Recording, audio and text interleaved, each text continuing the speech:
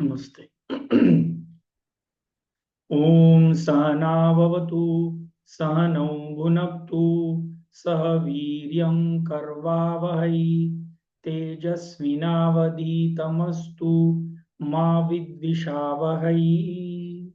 ओम शांति शांति शांति। हरि ओम श्री गुरुभ्यो नमः। हरि ओम। ओम पार्थाय प्रतिबोधितां भगवता नारायणेन स्वयं व्यासेन ग्रथिता पुराणमुनिना मध्ये महाभारतम् अद्वैतामृतवर्षिणीं भगवतीम् अष्टादशाध्यायिनीम् अम्ब त्वामनुसन्दधामि भगवद्गीते भवद्वेषिणी। नमोऽस्तु ते व्यासविशालबुद्धे पुल्लारविन्दायतपत्रनेत्र येन त्रया भारततैलपूर्णः प्रज्वालितो ज्ञानमयप्रदीप प्रपन्नपारिजाताय स्तोत्रवेत्रैकपाणये ज्ञानमुद्राय कृष्णाय गीतामृतदुहे नमः। सर्वोपनिषदो गावो दोग्धा गोपालनन्दनः पार्थो वत्सः सुधीर्भोक्ता दुग्धं गीतामृतं महत्। वसुदेवसुतं देवं कंसचाणूरमर्दनं देवकी परमानन्दं कृष्णं वन्दे जगद्गुरुं। भीष्मद्रोणतटा जयद्रथजला गान्धारी नीलोत्पला शल्यग्राहवती कृपेण वहनी कर्णेन वेलाकुला। अश्वत्थामविकर्णघोरमकरा दुर्योधनावर्तिनी सोत्तीर्णा खलु पाण्डवैरणनदी कैवर्तकः केशवः। पाराशर्यवचः सरोजममलं गीतार्थगन्धोत्कटं नानाख्यानककेसरं हरिकथा सम्बोधनाबोधितम्। लोके सज्जन षट्पदैरहरः पेपीयमानं मुदा भूयात् भारत पंकजं कलिमलं प्रध्वंसि न श्रेयते। मूकं करोति वाचालं पंगुं लङ्घयते गिरिं यत्कृपातमहं वन्दे परमानन्दमाधवम्। यं ब्रह्मा वरुणेन्द्ररुद्रमरुता स्तुन्वन्ति दिव्यैस्तवैः वेदैर्साङ्गपदक्रमोपनिषदैः गायन्ति यं सामगाः।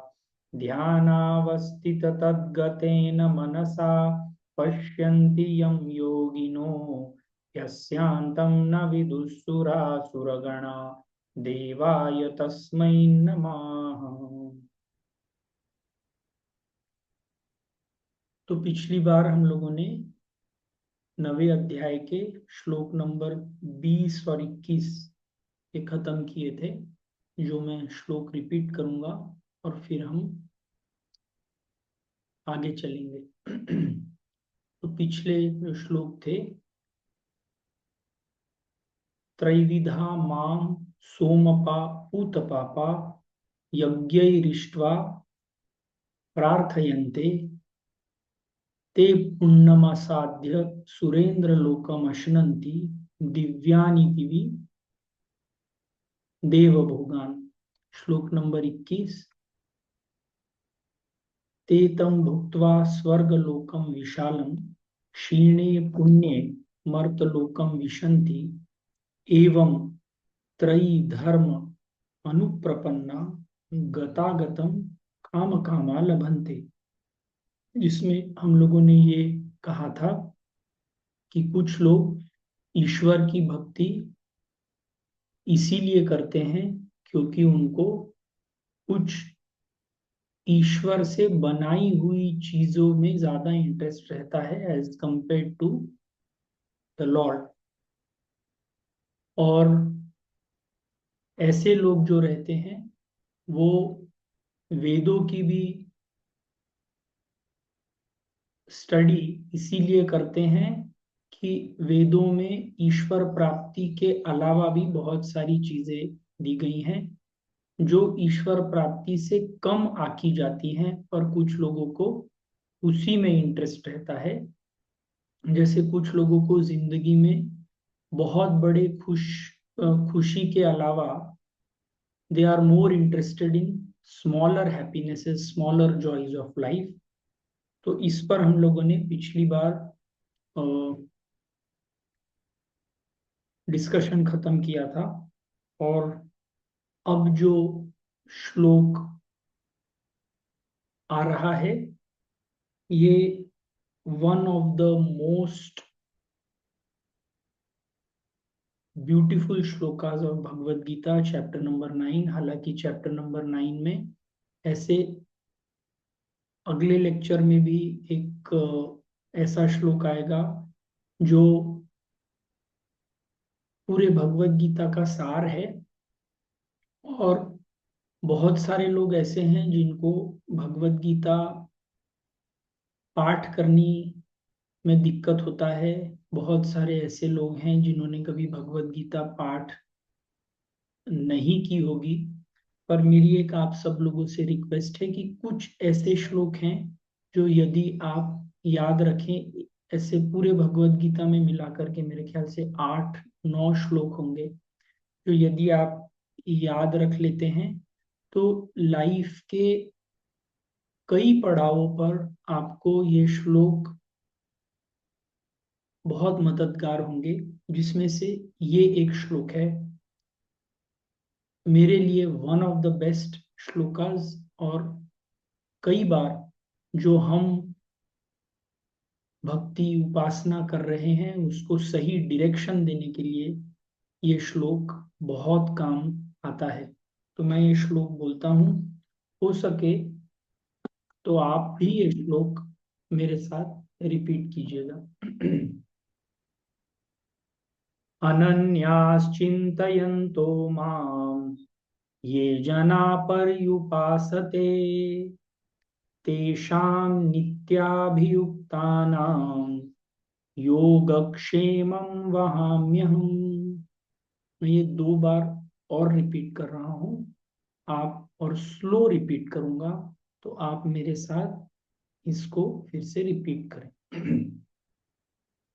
अनन्याश्चिन्तयन्तो माम् ये जना पर्युपासते तेषां नित्याभियुक्तानां योगक्षेमं वहाम्यहम्। Once more. अनन्याश्चिन्तयन्तो माम् ये जनाः पर्युपासते तेषां नित्याभियुक्तानां योगक्षेमं वहाम्यहम्। इसका संधि विच्छेद। अनन्याः चिन्तयन्तः मां ये जनाः पर्युपासते तेषां नित्य अभियुक्तानां योगक्षेमं वहामि अहम्। तो भक्ति कैसे करनी चाहिए, पिछले क्लास में, इस पिछले लेक्चर में हम लोगों ने देखा था कि भगवान श्री कृष्ण ने अलग अलग प्रकार की भक्ति करने के तरीके बताए थे। जिसमें एक था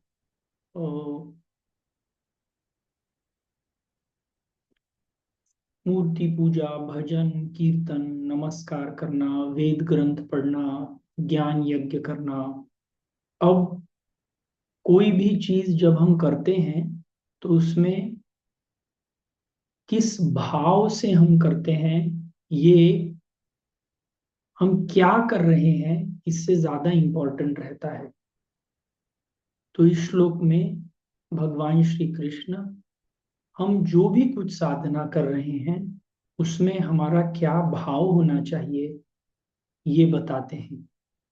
तो बोलते हैं अनन्यास चिंतयन्तु माम अनन्य मतलब जो, जिसमें कोई अन्यता ना हो, जो एक निष्ठ होकर के मेरी भक्ति करता है। अनन्यास चिंतयन्तु माम ये जनाः पर्युपासते,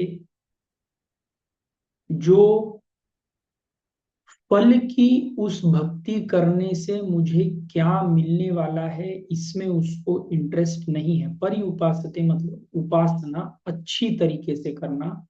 और उपासना जब भी हम करते हैं तो हम फल की इच्छा लेकर के करते हैं। पर ये व्यक्ति जो ईश्वर भक्ति सिर्फ ईश्वर के पास रहने के लिए कर रहा है, उससे जो ईश्वर का सानिध्य है ये उसके भक्ति का फल है, उसको और किसी चीज में इंटरेस्ट नहीं है। तेषाम नित्याभियुक्ता नाम योगक्षेमम वहाम्यहम्, ऐसे लोगों के लिए जो बिना फल की इच्छा किए सिर्फ मेरे लिए मेरी भक्ति करते हैं, उनका योग और क्षेम मैं देखता हूं। तो योग का अर्थ, जो चीज आपको प्राप्त नहीं हुई है उसको प्राप्त करना, मतलब योग्य। अप्राप्तस्य प्राप्तम योग। और प्राप्तस्य रक्षणम, जो चीज मिली है उसका रक्षण करना, वो है क्षेम।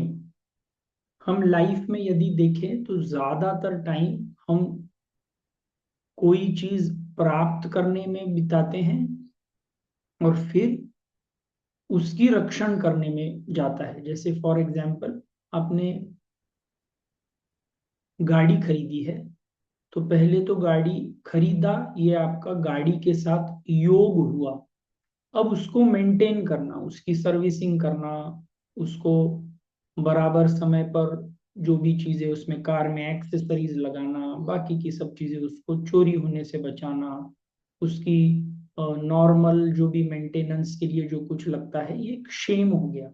तो लाइफ में हम कोई भी ज्यादातर टाइम हम सिर्फ ये दो ही चीजें कर रहे हैं। योग मतलब मिलना, और क्षेम मतलब उसको मेंटेन करना। हम किसी के साथ शादी करते हैं तो वो योग हो जाता है, और फिर वो शादी को मेंटेन करना पड़ता है।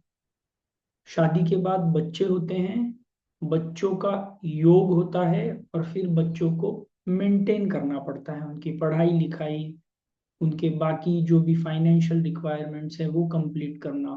तो any activity what you do in life can be divided into two things. योग, उस चीज को प्राप्त करना, और क्षेम, उस चीज को मेंटेन करना।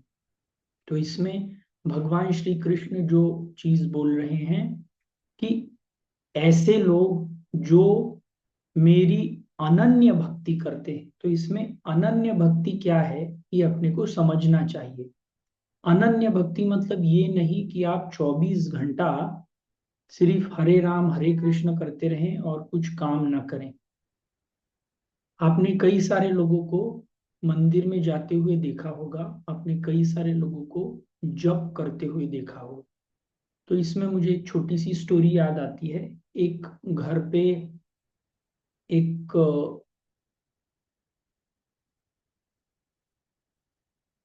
महिला थी, जिसकी आध्यात्मिक उन्नति बहुत ज्यादा हो गई थी। तो वो अपने ससुर जी को हर दिन पूजा करते हुए देखती थी। और एक दिन जब ससुर जी पूजा कर रहे थे, तो किसी ने बाहर घंटी बजाई। घंटी बजाई तो वो महिला ने बोला कि ससुर जी अभी जूता खरीदने के लिए गए हैं, और ससुर जी वहां पे पूजा कर रहे थे। उन्होंने भी ये सब सुना, और फिर बाद में उन्होंने उससे पूछा कि तुमने ऐसा क्यों बोला कि मैं जूता खरीदने गया था, मैं तो पूजा कर रहा था। तो उन्होंने बोला, उस समय आप जूता खरीदने के बारे में सोच रहे थे, इसीलिए मैंने उस व्यक्ति को बोला कि आप जूता खरीदने के लिए गए थे।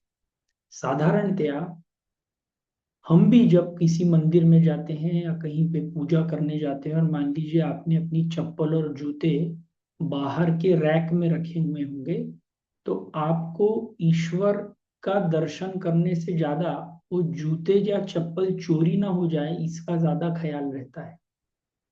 तो इस भक्ति को अनन्य भक्ति नहीं बोलते। हमारा मन साधारणतया बहुत सारी चीजों में बटा हुआ है। ईश्वर हमारे लिए बहुत लेट की प्रायोरिटी में आता है। तो कहने का मतलब यह है कि अनन्यास चिंतयन्तु माम, जब आप ईश्वर के बारे में सोच रहे हैं, जब उसका चिंतन कर रहे हैं, तो पूरे मन से उसी जगह पर चिंतन करें। अगर ऐसा होता है, अनन्यास चिंतयन्तो माम ये जनाः परिउपासते, भगवान ने इसमें चिंतन करने को बोला है। मतलब आप अपने कर्मेंद्रियों से क्या कर रहे हैं ये तो कर्म है, पर आप अपने मन से क्या सोच रहे हैं that is more important than what you are doing with your कर्मेंद्रियाज। तो काम करते हुए, कोई भी काम करते हुए, वो काम भक्ति में कन्वर्ट हो सकता है, वो काम पूजा में कन्वर्ट हो सकता है, यदि हमारे मन में सदैव ये भाव बना रहे कि जो कुछ भी कर रहा हूं वो ईश्वर के लिए कर रहा हूं, और जो कुछ भी उसका फल मिलता है वो ईश्वर ने मुझे इस कार्य का फल दिया है। यदि आपके घर कोई खाना खाने के लिए आ रहा है, तो वो ईश्वर ने भेजा हुआ कोई व्यक्ति है, आपको एक चांस मिला है ऐसे व्यक्ति को खाना देने के लिए। अगर आप वहां पे हैं तो पूरा मन लगा करके उसको खाना खाने दे, ये भी ईश्वर की अनन्य भक्ति में आता है। अगर कोई व्यक्ति आपके घर पे खाना खाने आता है और आपको ऐसे लगता है अरे ये क्यों आ गया, पर तभी भी दिखावा करते हैं कि हम इनको बहुत अच्छा खाना दे रहे हैं, तो ये भक्ति नहीं है। इसी से एक इंटरेस्टिंग चीज याद आती है कि हिंदू धर्म में हम गेस्ट को अतिथि बोलते हैं। जो बिना तिथि के आए वो अतिथि, वो एक गेस्ट है। यदि आपको कोई घर बता करके आ रहा है तो ही इज नॉट अतिथि, वो तो आपको बता करके आ रहा है, आपको ऑब्वियसली उसके आने के लिए प्रिपेयर होना चाहिए। जो व्यक्ति आपके घर बिन बताए आए वो एक्चुअली अतिथि है, और वो उस रूप में ईश्वर आपके घर आए हुए हैं। और क्या हम ऐसे ईश्वर की अच्छी से अच्छी सेवा कर सकते हैं, ये आपकी भक्ति दिखाएगा। तो अनन्यास चिंतयन्तो माम ये जनाः पर्युपासते, ऐसे लोग जो मेरी फल के लिए पूजा नहीं करते कि मैंने इसको खाना दिया, अब मैं जब इसके ऑफिस में जाऊंगा तो ये मुझे कोई बेनिफिट देगा, कोई कुछ ऐसी चीज देगा। तो ये यदि आप छोटे फल के लिए कर रहे हैं तो ये भक्ति नहीं है, ये आप अपने खुद के स्वार्थ के लिए कार्य कर रहे हैं। तेषाम नित्याभियुक्तानाम योगक्षेमम वहाम्यहम्, ऐसे लोगों के लिए जो मेरी भक्ति अनन्य रूप से करते हैं, उनका योग और उनका क्षेम, उनको क्या चीज जरूरत है वो मैं देखूंगा, और उसका मेंटेनेंस, वो चीज कब तक उनके पास रहनी चाहिए वो भी मैं देखूंगा। ये इतनी बड़ी बात भगवान श्री कृष्ण ने बोली है, जिसमें हमारे लाइफ के सब प्रॉब्लम्स, सब टेंशन एक सेकंड में खत्म हो जाते हैं। हमको सिर्फ एक चीज लाइफ में करनी है कि उसकी अनन्य भक्ति करनी है। कोई भी समय, कोई भी प्रसंग, उसमें अपने को ईश्वर दिखना चाहिए। आप किसी प्रॉब्लम में फंसे हैं तो भी वो चाहता है कि आप उस प्रॉब्लम में फंसे। यदि आपको कुछ बहुत लाइफ में अच्छा हो रहा है, वो चाहता है कि आपका कुछ अच्छा हो, इसीलिए ऐसा कुछ हो रहा है। तो क्या हो रहा है इसके ऊपर ध्यान जाने से बेहतर है ये कौन करवा रहा है, इसके ऊपर यदि ध्यान जाता है तो आप अपनी पूरी लाइफ भक्ति में कन्वर्ट कर सकते हैं। जब मैं ये भगवत गीता का कोर्स कर रहा था तो इस श्लोक में हमारे जो गुरु जी थे जिन्होंने हमको भगवत गीता बताई थी, उन्होंने एक छोटी सी स्टोरी बताई। कोई एक पहले ऋषि मुनि हुआ करते थे, मुझे उनका नाम अभी याद नहीं आ रहा है। वो भगवत गीता का ट्रांसलेशन कर रहे थे और उनकी घर में बहुत दरिद्रता थी। तो वो जो इस श्लोक का ट्रांसलेशन कर रहे थे और जब इस शब्द पर आए योगक्षेमम वहाम्यहम, वहाम्यहम मतलब वहन करना, मतलब एक्चुअली ढोना। जैसे कुली आपका सामान ढोता है, वैसे भगवान श्री कृष्ण बोल रहे हैं कि ऐसे व्यक्ति जो मेरी अनन्य भक्ति करते हैं, उनका योग और क्षेम, उनको क्या चाहिए वो मैं दिलवाता हूँ, और क्या उसको कैसे मेंटेन करना है ये भी मेरी रिस्पॉन्सिबिलिटी है। तो ये जब ऋषि इसका ट्रांसलेशन कर रहे थे, उनको ऐसे लगा कि ये वहाम्य हम, ये सही शब्द नहीं है। मतलब भगवान को कैसे आप बोल सकते हैं कि कुली की तरह या कोई वजन ढोने की तरह ये मेरा योग और क्षेम ढो। तो इसके एवज में वो धराम्य हम, मैं धरता हूं, मतलब this is a more sophisticated way of saying कि मैं उनकी रिस्पॉन्सिबिलिटी लेता हूं। तो वो इतना लिखते हैं और फिर नदी के किनारे स्नान करने के लिए चले जाते हैं। स्नान करने के लिए जाते हैं और तब तक घर पे उनके कुछ खाना नहीं रहता है। तो जैसे ही वो ऋषि स्नान करने के लिए जाते हैं, उनकी पत्नी घर में रहती है और एक छोटा सा बालक, लगभग 11-12 साल का बालक रहता है।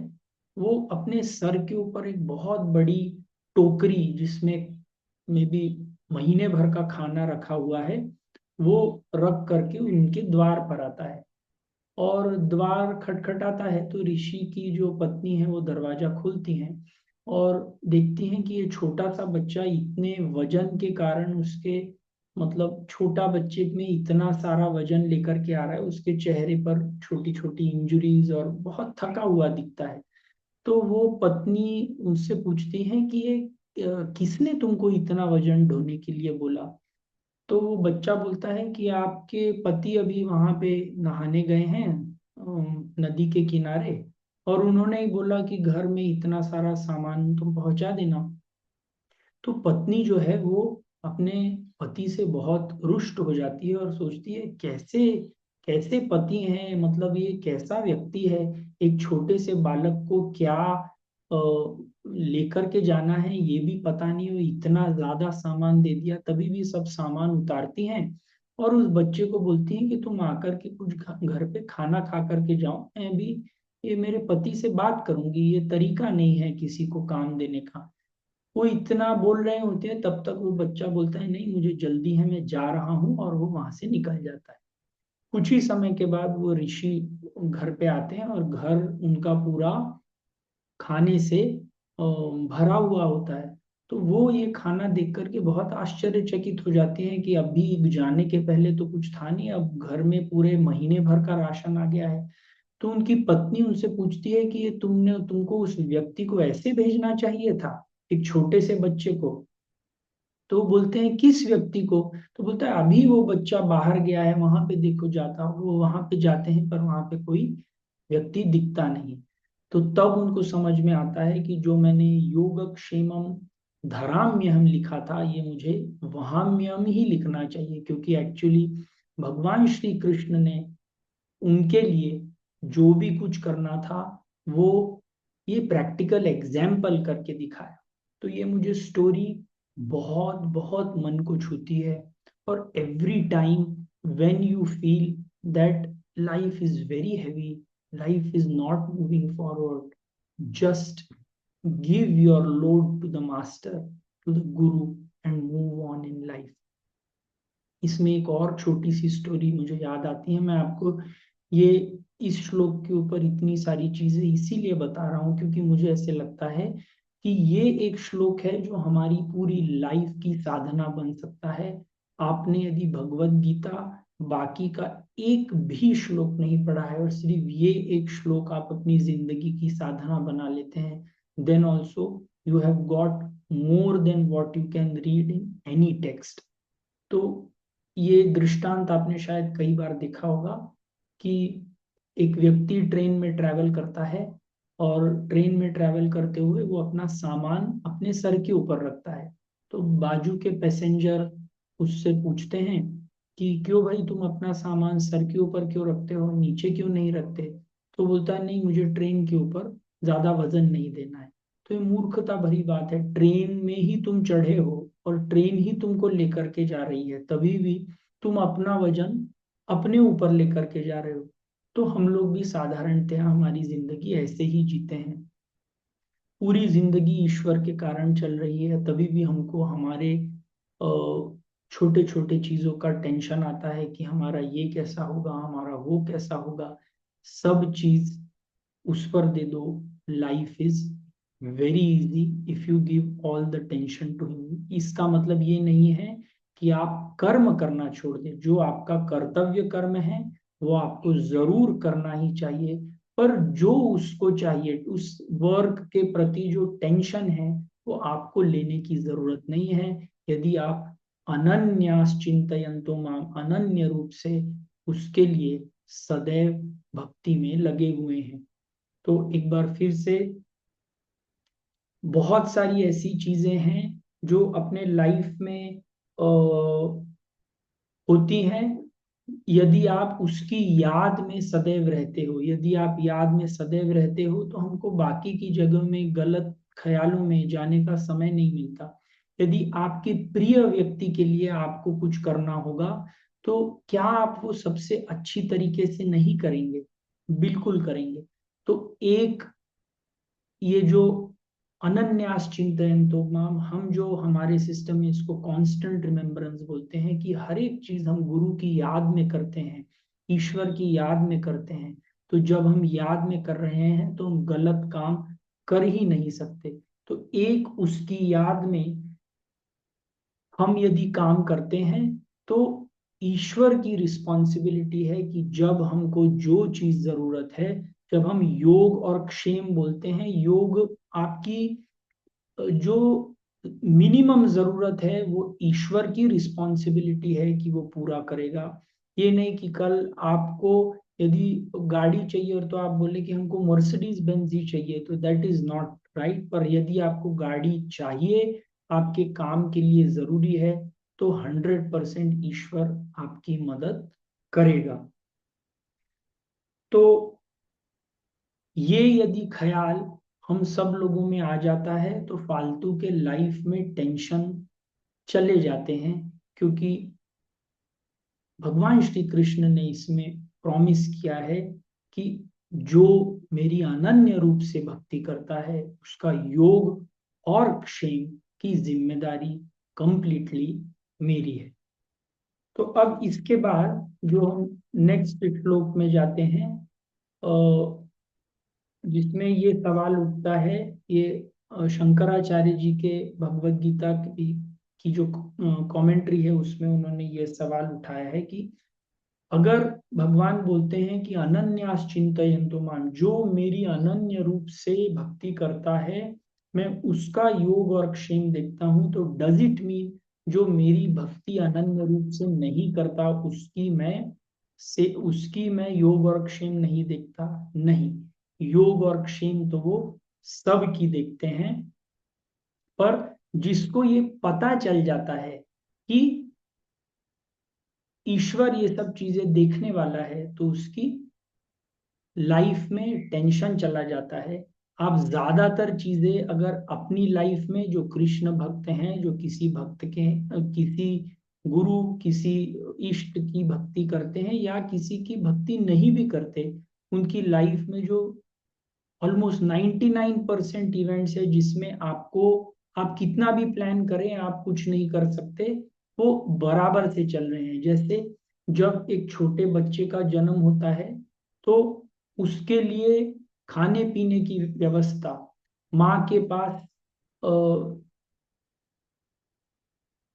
ब्रेस्ट मिल्क रहता है, वो उसकी जब आता है तब उसकी खाने पीने की व्यवस्था पहले से ही हो जाती है। जब वो लिक्विड फूड खाने लगता है तो उसको दांत नहीं होते। जब उम्र होने लगती है कि अब वो सॉलिड फूड खाएगा तो उसके दांत निकलने लगते हैं। जब लेटर ईयर्स में उसको सॉलिड फूड नहीं खाना है, बुढ़ापे में सॉलिड फूड नहीं खाना है, तो धीरे धीरे अब उसको खाना कम करना है, तो उस समय पर हम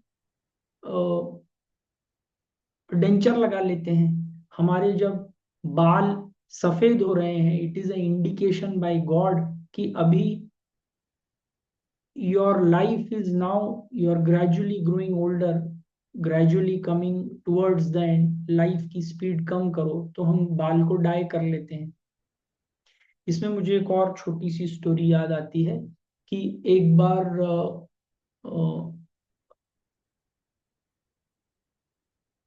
मृत्युदेव से एक व्यक्ति एक पैक्ट साइन करता है कि तुम मेरे पास आने के पहले मुझे एटलीस्ट 3 बार वार्निंग दोगे।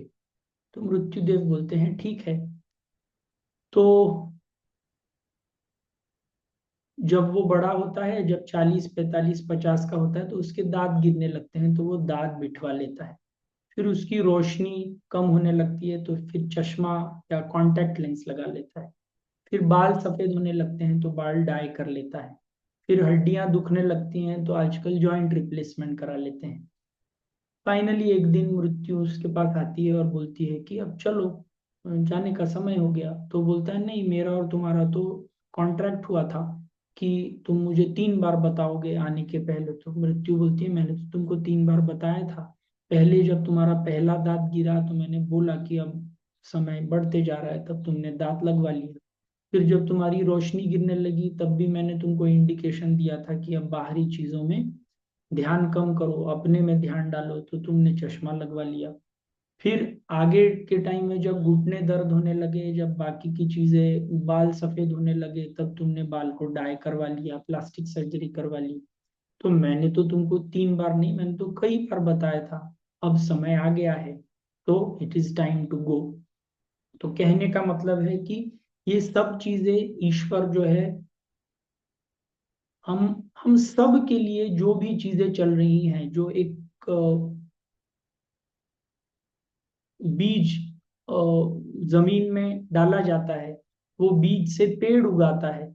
तो ये कैसे हो रहा है? ये आपके लिए ईश्वर ने खाना पानी सूरज लाइट ये सब चीजें तैयार की हुई हैं। तो जो ये क्वेश्चन आता है कि जो अनन्य भक्ति करते हैं, क्या उनके लिए ही भगवान श्री कृष्ण काम करते हैं? नहीं, काम सबके लिए करते हैं। पर जो इस रिस्पॉन्सिबिलिटी को जान लेता है कि ईश्वर, अगर मैं उसकी अनन्य भक्ति करूं तो वो मेरा पूरा रिस्पॉन्सिबिलिटीज, मेरी पूरी वरीज उठाने के लिए तैयार है, तो उनकी लाइफ में टेंशन नहीं होता, they can live D stressed in life. तो इसके अगले श्लोक में भगवान श्री कृष्ण आगे के इसमें बोलते हैं,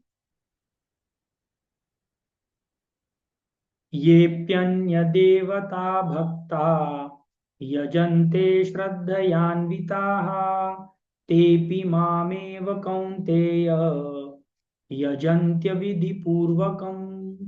ये अपि अन्य देवता भक्ता यजन्ते श्रद्धयान्विताः ते अपि माम एव कौन्तेय यजन्तः अविधि पूर्वकः। तो भगवान श्री कृष्ण बोलते हैं कि जो व्यक्ति मुझे न जान करके अन्य देवताओं की पूजा करते हैं, अन्य देवता in the sense they don't want the highest goal in life, they want money. उनको बड़ी गाड़ी चाहिए, शोहरत चाहिए, पॉपुलैरिटी चाहिए, बाकी का ऐश्वर्य चाहिए, तो मैं उनको वो भी देता हूँ। पर मुझे ऐसे लगता है कि इतनी मेहनत करने के बाद जो उनको रिजल्ट मिल रहा है, वो प्रॉपर रिजल्ट नहीं है। और वो एक्चुअली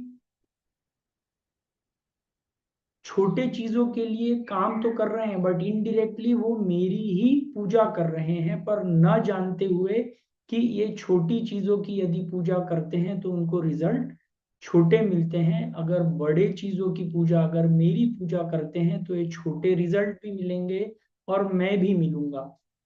तो वो संस्कृत में एक सुभाषित है, शायद आप लोगों ने पढ़ी होगी। अ, मुझे उसका वर्ड्स पूरी तरीके से याद नहीं आ रहे हैं। उसका कहना यह है कि अ, पानी की हर एक बूंद सागर में जाकर के, जैसे पानी की हर एक बूंद सागर में जाकर के मिलती है, वैसे आप किसी भी देवता की पूजा करें वो फाइनली कृष्ण को या उस परमात्मा तक ही पहुंचती है। पर यदि आप छोटी चीजों की पूजा कर रहे हैं तो रिजल्ट छोटे ही मिलते हैं, यदि आप ईश्वर की पूजा करते हैं तो रिजल्ट आपको इनफाइनाइट मिलते हैं। सुभाषित आकाशात पतितम तोयम यथा गच्छति सागरम सर्वदेव नमस्कारः केशवम प्रति गच्छति। जैसे आकाश से गिरने वाली हर एक बूंद, चाहे वो नाली में गिरे, चाहे वो खेत में गिरे, चाहे वो कहीं और गिरे, वो फाइनली किसी ना किसी रूप में जाकर के सागर को ही मिलती है। पर उसी तरह आप किसी भी देवता की पूजा करते हैं तो वो फाइनली कृष्ण तक ही पहुंचती है। पर सागर में गिरने वाली बूंद जो है वो डायरेक्टली सागर में मिलती है, बाकी की इसको बहुत सारा रास्ता लेकर के सागर तक पहुंचना पड़ता है। तो श्लोक नंबर 24 इसी कॉन्सेप्ट को आगे बढ़ाते हुए, अहम ही सर्व यज्ञानां भोक्ता च प्रभुरेव च न तु मामभिजानन्ति तत्त्वेनाश्य तत्त्वेन अतः च वन्ति ते। तो अहम ही सर्व यज्ञानां भोक्ता च प्रभु एव च न तु माम अभिजानन्ति तत्वेन अतः च्यवन्ति। तो यही सेम कॉन्सेप्ट कि सब यज्ञों का, सब प्रार्थनाओं का एंड मैं ही हूं। पर जो लोग ये नहीं जानते और छोटी चीजों में अपनी साधना करते हैं उनके रिजल्ट्स भी उतने ही छोटे होते हैं। तो काम उतना ही कर रहे हो तो गोल बढ़ा रखो। और लास्ट श्लोक इसमें, यान्ति देवव्रता देवान् पितृभ्रान्ति पितृव्रताः भूतानि यान्ति भूतेज्याः यान्ति मद्याजि यान्ति मद्याजिनःपिमाम्। यान्ति देवव्रता देवान् पितॄन् यान्ति पितृव्रताः भूतानि यान्ति भूतेज्याः यान्ति मत् याजिनः अपि माम्।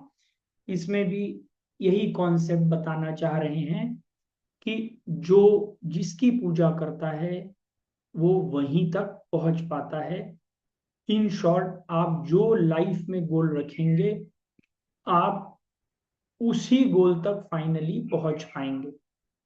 तो यदि आपके गोल सिर्फ मटेरियल हैं then you get only that. If your goal is higher then you go to that. If your goal is highest then you go to the highest goal. तो भगवान श्री कृष्ण बोल रहे हैं कि आप जिस देव की पूजा करते हैं वहीं पे आप पहुंचते हैं। तो यदि इस प्रकार से आप यदि हाईएस्ट गोल, मतलब आप अपनी ट्रू आइडेंटिटी, आप अपनी ट्रू चेतना की प्राप्ति के लिए गोल रखते हैं तो that is also always available to you. In general terms, जैसा हम सोचते हैं वैसा हम करते हैं। लाइफ में यदि कोई एक व्यक्ति है जो बहुत ज़्यादा फिजिक्स के बारे में या बहुत ज़्यादा केमिस्ट्री के बारे में या कोई दूसरे सब्जेक्ट के बारे में रिसर्च करता है तो उसको उसका ज्ञान ज़्यादा मिलता है। सिमिलरली ऐसा व्यक्ति जो सदैव हर एक चीज़ ईश्वर प्राप्ति के लिए ही करता है उसको फाइनली ईश्वर मिलता है। तो इसके बाद एक और बहुत फेमस श्लोक आता है जो हम अगेन नेक्स्ट टाइम करेंगे। और आज जो हमने किया उसका मेन श्लोक जो आप लोग यदि याद रखें, अनन्यास चिंतयन्तो माम ये जना पर्युपासते तेषां नित्याभियुक्तानां योगक्षेमं वहाम्यहम्। मेरी अनन्य रूप से यदि तुम भक्ति करते हो तो तुम्हारा योग और तुम्हारा क्षेम, तुमको जो चाहिए वो देने की मेरी रिस्पॉन्सिबिलिटी, और वो जब तक रखना है वो वो भी मेरी रिस्पॉन्सिबिलिटी। तो तुम अपना कर्तव्य कर्म करते चलो and don't worry about anything else in life. तो life becomes so so easy. हमको सिर्फ अपनी जिंदगी में एक काम करना है कि अनन्य भाव से ईश्वर की पूजा करना है, विच डज नॉट मीन कि आप 24 घंटे भगवान श्री कृष्ण की मूर्ति के सामने बैठ करके हरे राम हरे कृष्ण करते रहो। इट मीन्स कि हर एक काम जो कर रहे हैं वो एक पूजा होना चाहिए, वो भगवान श्री कृष्ण को अर्पण होना चाहिए। और ऐसा यदि काम कर रहे हैं तो भगवान Shri Krishna takes the responsibility that whatever you require in life is going to be provided by me. तो life is simple, we have made it so so very complicated. तो go through Gita and grow through Gita. एक छोटी सी बात और जो मैंने इस साल से शुरू की है कि हर एक दिन भगवत गीता के 2 श्लोक कंठस्थ कर रहा हूँ, और अब तक चैप्टर 1 पूरा कंठस्थ हो गया है और चैप्टर 2 लगभग 25% कंठस्थ हो गया है। आप सब सब लोग भी एक ऐसा कोई छोटा सा संकल्प रखें, जो भी संकल्प हो, चाहे भगवत गीता का 1 श्लोक प्रतिदिन पढ़ना, 1 श्लोक याद रखना, जो भी आपको ठीक लगे। संकल्प क्या है वो बहुत कम मायने रखता है, पर आप कितनी शिद्दत से उसे कर रहे हैं वो ज्यादा मायने रखता है। And I am very sure कि आप यदि ऐसा कुछ रखते हैं तो भगवान श्री कृष्ण आपके इस संकल्प का योग और क्षेम आपके लिए सदैव तैयार रखेंगे, और आपके साथ जो भी संकल्प आप लेते हैं वो कंप्लीट करने में लग जाएंगे। और अगर भगवान श्री कृष्ण हैं तो पराजय तो हो ही नहीं सकती। तो जय श्री कृष्णा। हम खत्म करते हैं। ओम पूर्णमदः पूर्णमिदं पूर्णात् पूर्णमुदच्यते पूर्णस्य पूर्णमादाय पूर्णमेवावशिष्यते। ओम शांति शांति शांति।